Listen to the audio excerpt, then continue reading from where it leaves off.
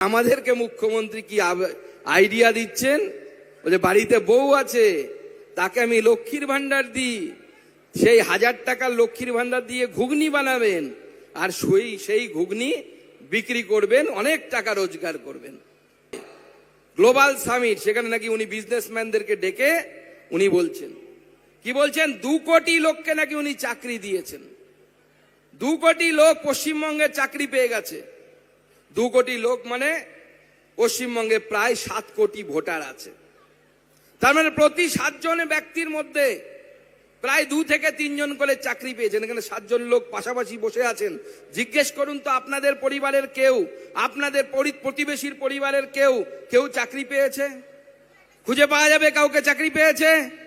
খুঁজে পাওয়া যাবে? খুঁজে পাওয়া যাবে না। চাকরিটা কারা পেয়েছে?